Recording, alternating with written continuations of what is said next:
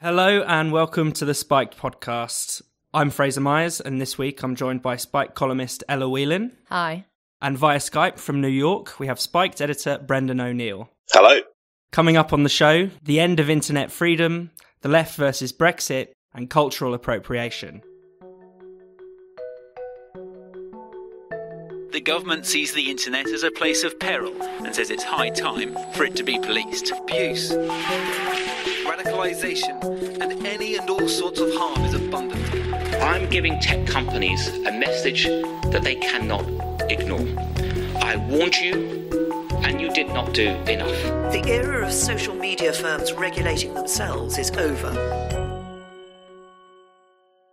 The UK government has proposed some of the most wide-ranging and draconian measures for regulating the internet in the free world. The Online Harms White Paper will establish a regulator that can fine websites and tech platforms if they fail to remove what the government calls harmful content. It will even have the power to block websites entirely. Brendan, what are your thoughts on this new development in internet censorship? I think it's really shocking and really scary, and anyone who believes in internet freedom, which Spiked absolutely does, should be really, really concerned about it. The shocking thing for me this week has been the way in which ministers have been boasting about their proposed new regime. So they're not even embarrassed about being pro-censorship. So they're going around saying this will be the toughest regime in the world, and this is the end of the era of self-regulation for the internet, saying all these things as if that's something to be proud of, as if it's something to be proud of, to be so determined to control what people can say online. And I think that in itself was a real testament to the low esteem in which freedom of speech is held these days, that politicians can be so brazen about undermining it. I think one of the most worrying things in the Online Harms White Paper is the conflation of so many different things. So on the one side, you have things which are already illegal, so social media firms and other internet companies that refuse to deal with violent terrorist videos or child sexual abuse could be punished. Those things are already illegal. You're already not allowed to disseminate material showing child sexual abuse. But then that is conflated with these entirely subjective, vague categories, including fake news, harassment, trolling, all these things which are completely and utterly open to interpretation. So the collapsing together of so many different things, right from actual adult violence against children through to the expression of an opinion or the even the coverage of a news story in a way that people might disagree with. I think that really opens the door to a pretty wide-ranging form of censorship which will make internet companies err on the side of caution and ban things just in case the government slaps them on the wrist. Ella? Yeah, I think one of the really interesting, well, do you call it interesting? One of the things about the definitions in the white paper is this fact of a sort of almost a celebration of the limitlessness of the proposed censorships, in terms of they talk about unclear definition, the need to tackle harmful content that is as of yet unclearly defined. So essentially what they're saying is, we're not going to stop anytime soon. There is nothing that's out of our reach. Even things that we might be able to have a disagreement about whether or not it is harmful, we will still be able to regulate that. So the scope for where this will reach is sort of endless. And I was thinking about ways in which we've already felt the sting of censorship. And as Brendan says, it's becoming increasingly difficult to voice a strong political viewpoint online because basically you're afraid that your post is going to get taken down. You know, if you use, smatter it with a few swear words, or if you even you use words that are sort of just with a strong emphasis in one way or another, certainly with contentious political debates. But there's other crazy things, like every time I write about an older generation on Spiked, we used to tend to use a picture for our articles, which was a nice picture of an old man's hands. Twitter always bans that as sensitive content. It's bizarre, and it's because they think I'm sharing an image of nudity. On the algorithms basis of how this is regulated, it's bizarre. But also the idea that governments, regulators who are supposed to be independent, would be making these decisions for us of what is and isn't harmful content. That is very worrying. Yeah, I think it's really interesting that I don't know why the government thinks that social media aren't doing anything to ban stuff. Anyone who's listened to this podcast will know that people are banned and posts are deleted for all kinds of things, whether it's, people on the far right like Tommy Robinson or conspiracy theorists like Alex Jones, but also feminists have been banned from social media for expressing their views, like Meghan Murphy. People are banned for misgendering trans people. So the idea that the internet is this sort of Wild West in need of taming is already a complete myth.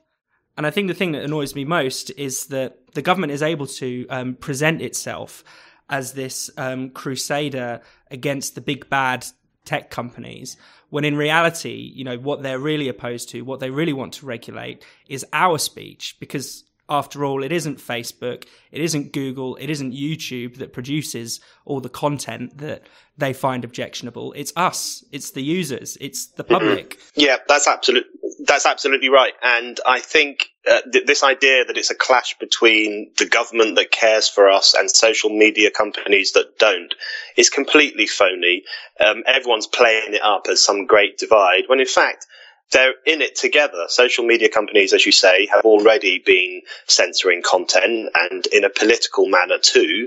And the government is now just pushing at an open door and demanding that they do more of it or face the consequences. So they're in it together, both sides, both the kind of corporate suits of Silicon Valley and the technocratic bores who run British politics agree that the internet it needs to be governed more closely and in some cases censored.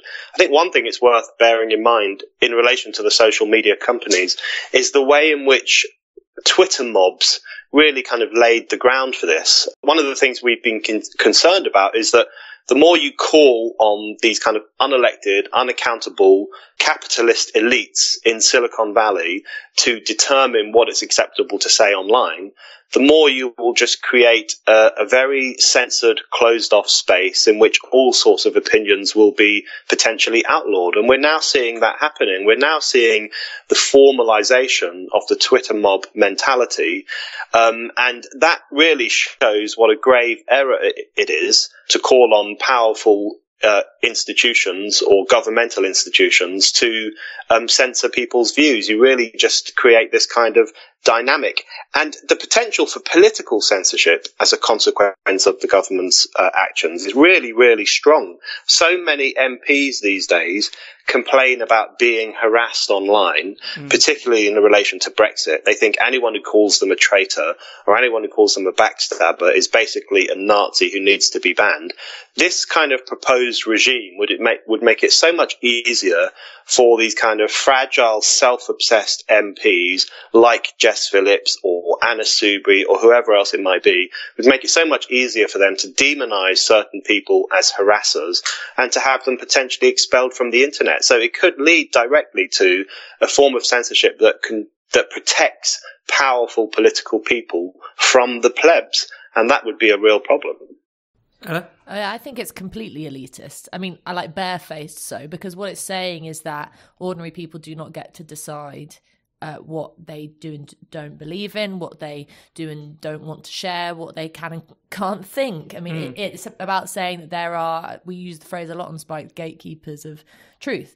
And those will be, if this white paper is a success, which seems like it's going to be, those will be people like Sajid Javid, who, as Brendan says, have been puffing up their chest and boasting about this. I mean, you quoted in your article this week, Fraser, him saying, addressing big tech companies, I warned you and you did not do enough, so it's no longer a matter of choice, posing as the hero, when really what he's saying and what MPs who are in favour of this are saying is, we will decide what is truth and what is wrong, we will decide what's harmful and what's good for you. And what that means is our voices as members of the public gets drowned out and gets censored. And it doesn't take a genius to make links between this and what's happening with the Brexit discussion, which is that the main force in politics at the moment is one that says keep people down, keep the dangerous forces of democracy down, whether that be in denying the Brexit vote or pushing for internet censorship. You almost start sounding like a conspiracy theorist, but it's true. These things are linked because it comes from the same distrust of the public. And essentially what this is censorship to keep us down and keep us quiet. It's an elitist project.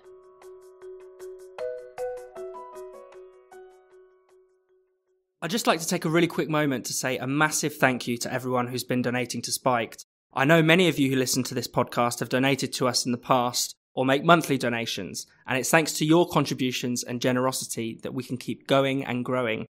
Spiked has some very exciting plans for the year ahead with our podcasts, and we need the help of listeners and readers like you to make them happen. So, if you haven't before, please do consider making a donation, or even better, setting up a monthly donation. It's really easy to do. Just go to spiked-online.com and click the red donate button in the top right corner. Thank you. Now, back to the show. Paul Embry, a trade unionist and Leave supporter, who's even appeared on this podcast, has been ordered by his union to stop using social media. A Twitter storm erupted when he described the middle classes as rootless and cosmopolitan. His critics on the woke left say he was deploying an anti-Semitic trope. He was also censured by his union for speaking in favour of Brexit at the March to Leave rally. Other trade unionists like Eddie Dempsey of the RMT have also been attacked by the liberal left for speaking publicly in favour of Brexit.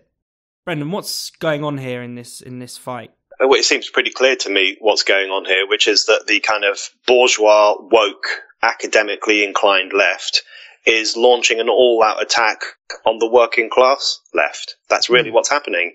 Paul Embry and Eddie Dempsey are both working class. They both represent, in different ways, working class people. And they have views which the new woke left, the Corbynistas and others, find unpalatable. For example, they're both pro-Brexit. They believe in democracy. They think ordinary people should have a say in politics. They're skeptical of mass immigration, particularly the consequences as they see it, that it has on wages and job opportunities and so on and so forth. And so they are written off as fascists and Nazis and all this ridiculous, hysterical stuff that is being said about them. I think the idea that Paul Embry was being anti-Semitic when he said the middle classes are increasingly rootless and cosmopolitan is utterly, utterly perverse, a completely made-up accusation, has no substance in reality whatsoever, and is such an obvious attempt to deflect attention from sections of the Corbynista movement which have real anti-Semitism, who really do insult Jewish people, who really do say things which could be construed or interpreted as anti-Semitic. So it's an attempt to deflect from their own problem of anti-Jewish hatred, and it's an attempt to demonize a trade unionist who supports Brexit. I think it all points to the fact that if there's any class war happening in Britain today, it's happening not between Labour and the Tories, but within the Labour Party. That's where the most interesting class war is taking place. And it's a class war between the kind of entitled, city-based bourgeois new left and the old working class left, or the old Labour left, who this new left looks upon with utter contempt. That's where the real class war is taking place. So I think it's important to support people like Embry and Dempsey and allow them to express their views as they please. Ella? Yeah, definitely in complete solidarity with Paul Embry. I think this is a real indictment on the left and the state of solidarity within the left that this ridiculous storm over what he said has kicked off. And fair play to him. I mean, when he was asked for comment, he said, if people are offended, it can only mean that they were looking to be offended. I think usually when we cover these kind of stories, people back out, bow down and apologise. And rightly, Paul is sticking to his guns in defending what he said. I mean, what he actually said is really not that uncontroversial at all. And you can hear many academics, politicians making the same argument that says that there is, it's the somewheres and the anywheres argument, that there are differences between urban, metropolitan populaces who fly around the world and have privilege and all those things, and then the somewheres who are people who are stuck in places like Slough or even Tottenham who don't get to go anywhere. I mean, that's sort of a given. I mean, most liberals in this country will now say, yes, this is a problem, we have to deal with it. I mean, the difference was it was someone like Paul or someone like Eddie Dempsey talking about it and saying, actually, no, this isn't just a policy that you can breeze over or something, it's a lived reality for people. And he was sticking the knife in a bit and saying, you who say that you speak for the working class, whether it be moaning about the fact that Brexit will hurt us worst or talking about the fact that we don't understand issues around immigration, actually, this is something that we think and we believe in. So it wasn't a case of actually what he said, it was who was saying it that was the problem. I think it also raises some, I've felt this recently, that and we were talking about it in the last section, political language, certainly online, has now become such a difficult thing to navigate because really the left and the right do this, but it seems now that people's words can get taken out of context and weaponized against them. And I remember I was discussing Brexit with a Labour MP, and I talked about the fact that those who were going for a second referendum were engaging in Quisling-like behaviour. And I mean, he completely lost his cool and said that I was calling for violence against him by using a word like Quisling. Remember the time that everyone lost their heads over the enemies of the people headline? It's what essentially is happening is that the political class is building a barrier around them through which no criticism and no agitation can get through. They're saying that it is absolutely unacceptable for you to talk about us, tell the truth about us, or criticise us. And that's a really big problem. And the other thing, I think, is that it really, in relation to the ridiculous Paul Embry scandal, it really actually sets back the struggle against anti-Semitism. I mean, anti-Semitism is something Spike's been writing about for years and years. We take it incredibly seriously as a kind of virulent form of racism that is on the rise. But when you have this kind of reaction, which is using the accusation of anti-Semitism really just to score a political point against a pro-Brexit trade unionist, not only are you trying to demonise what that trade unionist is saying in a very underhand way, but you're also likely to make people even more suspicious of the anti-Semitism discussion because they'll see it being politicised and weaponised in this way, which it has been in relation to Paul Embry. So they're actually really causing problems there too. I also think there's a very strong element of class snobbery in a lot of this.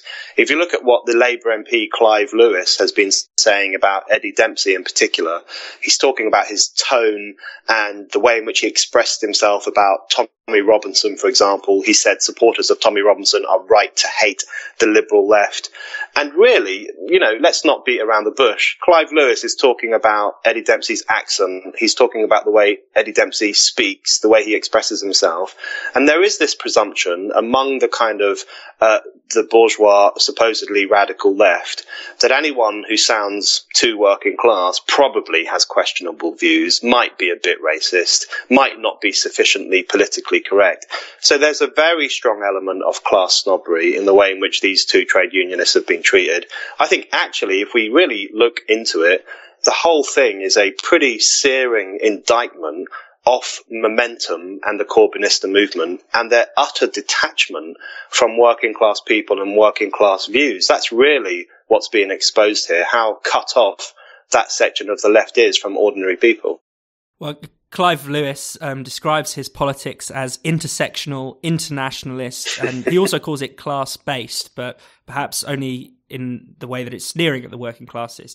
Although it was interesting to see in Paul Mason's attack on Eddie Dempsey, where he's referring to those comments you just referred to about Tommy Robinson, Brendan. He basically, in order to say that Eddie Dempsey doesn't represent the working class, Paul Mason basically redefines working class people as graduates and junior doctors and all kinds of people that we would, understand as middle class, in order to basically rubbish what is absolutely the truth, that Labour has lost touch with, traditional working class people. Paul Mason has lost touch with all sense completely, as I can see it. But I mean, if some of our listeners might be thinking, who are these people? Because I think it's important to remember that this is the left as it stands in Britain, whether it be the Labour left or those sort of on the fringes, is such a strange group at the moment who are, I mean, they've always fought with each other, but it's so vicious at the moment. I mean, reading Clive Lewis, I mean, this is an elected Labour politician, reading his statement on the spat with Eddie Dempsey. He says 400 years of racism isn't wiped out simply by reading Das Kapital and a handful of pamphlets. I mean, the sneering nastiness of that, the absolute disgust that he has for someone like Eddie Dempsey, who is,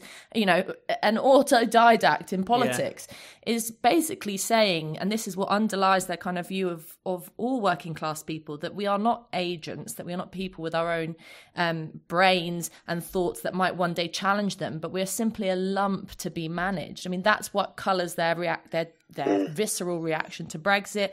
It's what allows them to label all Brexit voters or anyone who wants to talk about immigration as racist. It's the Labour Party has shown its colours in its reaction to Brexit, and in the condemnation of people like Paul Embry and Eddie Dempsey, weaponising anti-Semitism, things like that, they just get lower and lower, and I think they will suffer for it.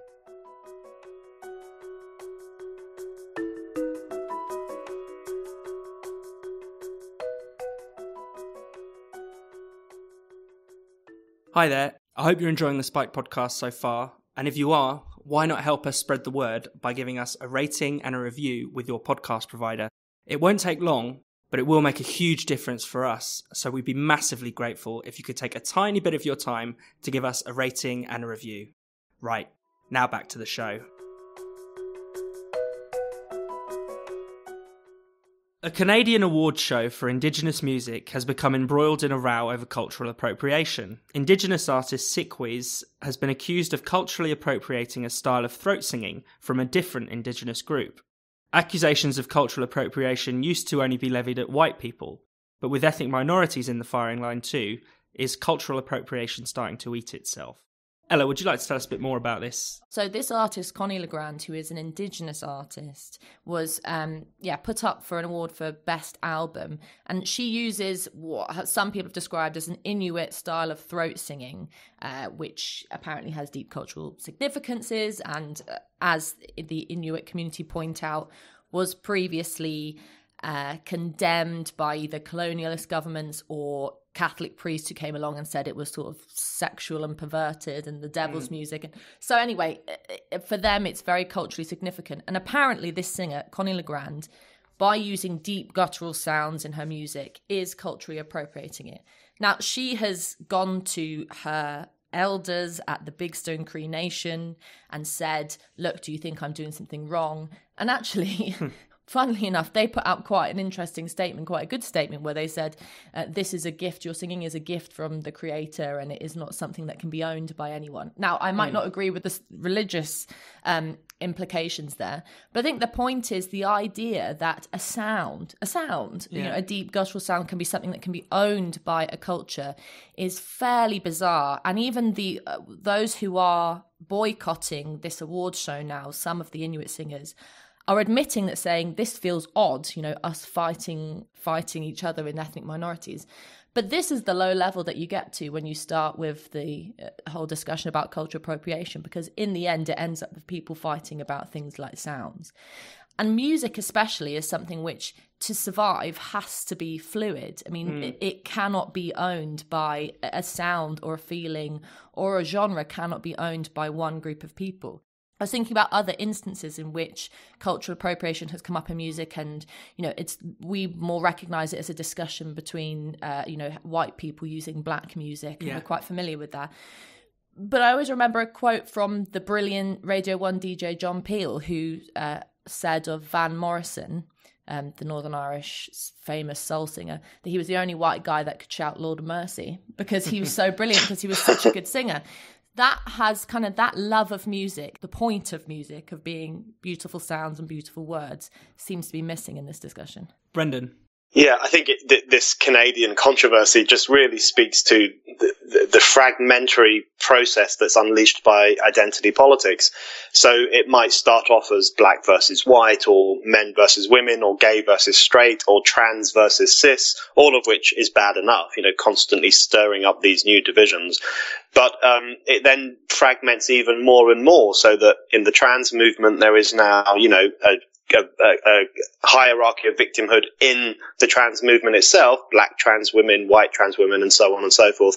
And also in the cultural appropriation sphere, the kind of thing that used to be said about white people who wore their hair in a black style, or who listened to black music, or who sang black music, is now being said about various indigenous groups amongst themselves. It's caused this incredibly bitter, divisive dynamic where everyone thinks they have to guard their own culture and not let anyone else interfere with it or be inspired by it or to use it or anything else.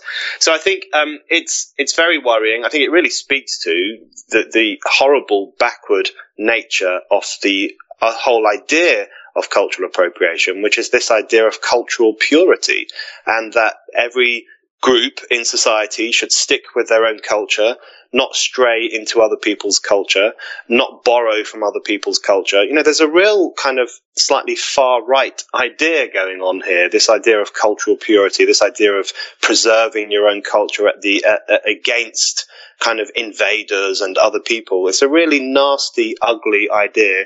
And as Ella says, it really grates against the whole nature of culture, particularly of music, which is sharing and mixing and developing and borrowing. All those things are central to the way in which music has developed through human history. And I think this kind of backward idea of protecting your own culture from everybody else is just going to grate against cultural experimentation and cultural progress. For me, it's a really disturbing manifestation of the way, society and particularly how identity politics has really re-racialized public life. One example that was of cultural appropriation last year was the singer Bruno Mars was called out, for not actually being black, even though he is an ethnic minority. And there was an article that went round in the Huffington Post that, try to get to the bottom of what race is Bruno Mars. It detailed his exact ethnic makeup, saying he's part Ukrainian, part American, part Filipino, part Jewish. And this long list of various, ethnicities. And you really felt like you were, sort of taking a step backwards, that people would be really, looking into someone's DNA to decide whether, it's appropriate for them to participate in some cultural form, in this case just making R&B music. Yeah, it's a very cruel way, as well as looking at artists or singers, or people who are out there not to, for the most part, not to kind of steal off others, but actually if a genuine artist who's getting involved in fusing different cultures, fusing different types of music and coming up with something new. I mean, that's a brilliant process that should be celebrated, not harmed. I mean, everyone can think of a time when it's irked them. I remember going to an open mic night at which a very English guy before me started into a rendition of On Raglan Road. Oh, God, it annoyed me. I mean, not just because he was very English, but also because he was terrible at it.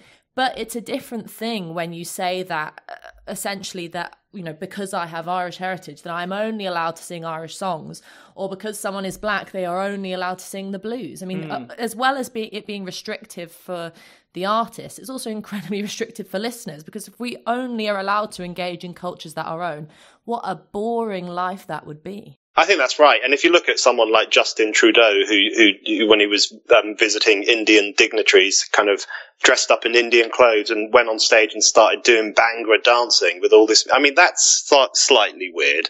And that's a kind of process almost of, blacking up in a sense, because you think that's the only way you could possibly ingratiate yourself with people from other communities. That's dodgy. But when it comes to, the honest appreciation of music and culture, and even the borrowing of its styles in order to kind of develop a new approach. For example, the obvious example being Eminem taking black rap music and turning it into something new and different and wonderful at various times. All that stuff is all to the good, and that's particularly with popular music. That's absolutely central. But the cultural appropriation thing is utterly spinning out of control now. It now covers hair, So anyone who has their hair, any white person who has their hair in cornrows will get into big trouble. It covers food. American universities students have been protesting because canteens have been selling sushi. It covers yoga. Is it really right for white people to be doing yoga? It is becoming ridiculous, but I think even behind the ridiculousness, we can't lose sight of the fact of just how anti-human it is, anti-human it is to suggest that we should all stick to our own cultures and not mix with other cultures. That is just anti-humanist and a real problem.